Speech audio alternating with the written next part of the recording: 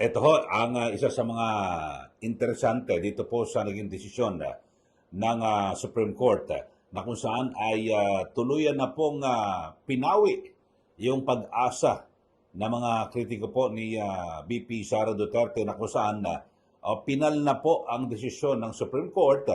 Ito hong pagdideklara na unconstitutional o labag sa ating saligang batas yung inihanging impeachment laban po kay VP Sara Duterte. So ito ho, mga kababayan, ang nag-iisang maestrado o justice sa Supreme Court na ini-appoint ni Pangulong Marcos Jr. ay hindi rin po sumang-ayon. At sa halip ay siya po ay kumampi dito po sa kay VP Sara Duterte na kung saan ay lumilitaw napaboran po dito po sa naging desisyon ng Supreme Court. At ang ating tinutukoy, mga kababayan, ay ito pong si Associate Justice Raul Villanueva. Siya po ang nag-iisang ini-appoint, itinilaga ni Pangulong Ferdinand Bongbong Marcos Jr. sa Supreme Court. At siya po ay sumang-ayon na ito pong articles of impeachment na naunang inihain kay VP Sara Duterte ay unconstitutional at lumabag sa one-year bar rule. Ayun po. At sa kanyang separate opinion, kasi ho yung mga maestrado po ng Supreme Court, pwede silang may kanya-kanyang sariling opinion, concurring opinion, separate opinion, hinggil sa kanilang naging boto. Ito ho, sabi po ni Justice Villanueva na ang House of Representatives ay umabuso sa kanilang impeachment power at na kung saan ay yung in-archive ho nila, yung merely archiving the complaints sa halip rather than resolving them. At so yun ho, at ang binabanggit ho nito, kaya kasi di ba sunod-sunod ho yung inihain na impeachment laban po kay VP Sara Duterte. Tapos yung unang tatlo, ang ginawa ho nila ay kumbaga sana ikinahon itinabi. Tapos yung pang-apat po na impeachment complaint, nung nakita nila na ito malakas-lakas, yun ho agad ang pinapirmahan, nakakuha ng 1/3, di ba? At sa katunayan, may 200 po ang pumirma sa impeachment complaint niyan ni laban po kay VP Sara Duterte. Pero sabi po ni Justice Villanueva na ito maliwanag na talagang walang constitutional basis yung ginawa nilang pagtabi sa tatlong naunang impeachment. Sabi po ni Justice Villanueva na ang archiving, yung pag-archive sa unang tatlong impeachment complaints laban po kay VP Duterte ay sabi ito po ay nagresulta ng to that effective dismissal. So, dahil dyan, ay ito na po ang nagsilbi o hudyat na yun na po. At nagkabisa na yung one-year bar rule na yan. At dahil dyan, yung ikaapat na impeachment complaint na kung saan ay ipinadala dyan po sa Senado ay invalid. So, yan po ang sabi po ni Justice Villanueva, Raul Villanueva. Ito ho, nag-iisang ini-appoint ni Pangulong Marcos Jr. dyan po sa Korte Suprema. So, sa bagay, lahat ho ng mga maestrado ng Supreme Court, ito kasi unanimous po ito. Sa 15, yung 13, kasi yung dalawa ho, wala nakabakasyon ho, itong si Justice Kagiwa at Justice Singh. So, wala po yan.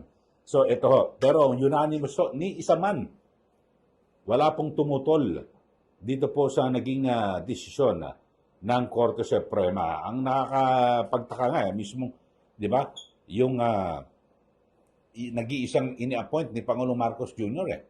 Wala. Kahit man lang sana nag-abstain lang po siya. Hindi ho. Talagang sumama po siya sa mayorya. Bakit ho? Kasi alam niya na tama ang desisyon ng Korte Suprema. So, yun po ang issue rito na ating pinag-uusapan. At kasabay ho niyan, ay meron naman pahayag, ito hong si VP Sara Duterte, na ang sabi ho niya, alam nyo, talagang hindi ho siya tatantanan ng mga kritiko po niya at taon-taon talagang hanggang sa matapos yung kanyang termino ay siya po ay pauulanan ng impeachment complaint. Pero kahit na gaano karami ay handa niya po yung harapin. Ito, panoorin ho natin. Ito, direkta pa ho mismo itong interview na ito diyan po sa The Hague, Netherlands na ipinadala po sa akin ng Office of the Vice President. Panoorin natin, ito pong si VP Sara Duterte. How about ma'am, knowing that this dismiss with finality naman yung motion for reconsideration, are you prepared for the seemingly obvious effort of your detractors come after February 6 to file another impeachment complaint against you? Yes.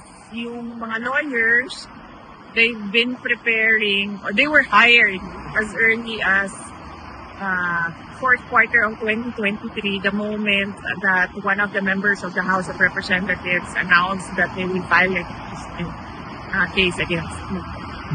At nakumpirma ko yun sa loob ng opisina noon ng speaker noon. Kaya meron na kaagad mga abogado noong panahon na yon. At hanggang ngayon, tutuloy-tuloy pa naman yung mga abogado and legal team, and nung nakaraang taon, bago mag-Christmas break, ay napag-usapan din namin yung paghahanda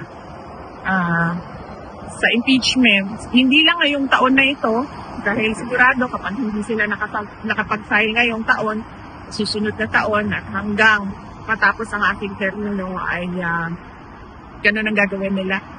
Makapahal sila ng kaso, impeachment man hindi. Okay. Ayan po, napanood nyo ho ang pahayag mismo ni VP Sara Duterte at direkta ho yan mismo, no? Galing po sa The Hague, Netherlands. At ipinadala, binigyan ho tayo ng kopya ng Office of the Vice President. At ang sabi niya ho, mga kababayan, ito eksaktong napanood nyo naman ho, sabi niya, hindi lang ngayong taon na ito. Dahil sigurado, kapag hindi sila nakapag-file ngayong taon, susunod na taon at hanggang matapos ang kanyang termino, sabi ni BP, ay ganoon ang gagawin nila. Magka-file sila ng kaso. Impeachment man o hindi, yun ho. Kaya ang sinasabi ho ni BP Sara Duterte, talagang matagal na sila nakahanda. Kahit na sangkaterba pa ang i-file na impeachment complaint ng kanyang mga kritiko laban po sa kanya, ay ready po sila at maging ang kanyang mga abogado. So, yun po. At yan ho ang naging reaksyon ni BP Sara matapos nga po na lumabas itong final na desisyon ng Supreme Court na kung saan ay wala na ho. Sarado na. At talagang sinabing unconstitutional ito pong impeachment complaint na inihain laban sa Vice Presidente. So, ibig sabihin ho mga kababayan, ito, lumilitaw na kahit kailanman ay hindi po na-impeach ito hong si VP Sara Duterte kasi yung pag-impeach noong nakarang taon ay illegal, unconstitutional. So, labag sa ating saligang batas. So, lumilitaw, hindi po siya na-impeach. Bagamat yung ibang mga kritiko, sinasabi din na impeach ang Vice Presidente, hindi na po. Kasi may decision po Supreme Court illegal yung pagkaka-impeach. So, hindi po. Kung usaping technical, hindi po kailanman na-impeach pa ito po nga si VP Sara Duterte. So, yan po yung kanyang, ang kanyang reaksyon dito po sa naging desisyon ng Supreme Court. At, siyempre, ngayong inaasahan na ngayong Pebrero sa alam nyo naman ho, yung Makabayan Black, siguradong magka-file po yan ng impeachment complaint. Dahil, kumbaga sa advokasya po nila yan Kumbaga sa disusi na ho yan, na basta't ganyan, pwede magka-file ng impeachment yan, laban po kay VP Sara Duterte. Di ba sila, nag-file din po sila ng impeachment dito ho kay Pangulo Marcos Jr. Ewan ko lang po kung ito po ay yan ba kaya ay magtatagumpay. Pero mukhang mahihirapan ho yan. Dahil sa ngayon, talagang yung majority po ay sumusuporta pa rin kay Pangulong Marcos Jr. Alam niyo naman sa impeachment hindi po yung merito ng kaso pinag-uusapan ho dyan. Numbers game po ito. Kung sino-sino ang mga kaalyado, kung mayorya, hindi tumitingin yan kung may nalabag ba o wala. Tumitingin lang ho yan kapag kaaway. O yung ipapa-impeach katulad din kay BP Sara Duterte, talagang hinihimay-himay nila na keso ito lumabag sa batas dahil sa confidential funds na ito. Pero depende ho yan, mga kababayan. At abangan ho natin, siyempre, ang tawag nga dyan numbers game. At kung sino ang gusto nila na suportahan, yun po ang mananaig. At kapag hindi tumuloy, dyan po sa House of Representatives, wala nang mangyayari paglilitis dyan po sa Senado. Okay, so yun lang po mga kababayan. Ito ho nga, isyong ito dito po sa impeachment. At maganda rin ho itong naging desisyon ng Supreme Court dahil sa ito ho ay magpapatino diyan po sa mga kongresista na bara-bara kung maghahain po ng impeachment at hindi ho nila pinag-aaralang mabuti. Ibig sabihin, katulad ho ginawa nila kay BP Sara na kasi sabi nga ho ni Senior Associate Justice Marvic Leonen, ang impeachment, huwag mong gagamiting armas para sa kalaban sa politika, kundi yan po ay mekanismo para sa accountability, para papanagutin ang isang opisyal ng gobyerno. Pero ang nangyari po kay BP Sara, hindi yung parang gustong papanagutin, kundi gustong pabagsakin at hawiin para matanggal po at hindi na makatakbo sa 2028 presidential elections. Yun naman talaga eh. Di ba? Ang dami mga interview sa mga nakaraan na kung saan yung sabi ko ng mga ilang kongresista na napilita kami magpirma sa impeachment ni BP Sara kasi baka hindi kami mabigyan ng pondo. Magi-eleksyon yon. O, di ba? So, marami ho at, di ba, katakot-takot na binigyan ng pondo sa pamamagitan ng kung ano-ano mga ayuda, tupad, AIX, lahat to, ginamit ho yan ng mga politiko. Pero ano nangyari? Mga kaubayan, sa kabila ng mga ganyan na nagpakawala sila, namudmud sila ng iba't ibang mga tulong sa ating mga butante, sa karamihan ho sa mga pumirma sa impeachment complaint noon kay BP Sara o Latse, talo ho sila. Merong may mga ilan-ilan na lumusot, pero talagang dikit na siguro ninervyos ng uso. Isang ehemplo ho dyan, si Joel Chue. Diyan po sa Maynila, di ba? Tapos, yung isa pang congressman na kaano niya rin, barkada niya rin. Talagang dikit ho, muntik ho sila matalo. Tapos, si Congressman Benny Abante naman, natalo sa eleksyon pero nanalo sa COMELEC. Di ba? So, talagang kumbaga sana, dumaan sila sa butas ng karayom.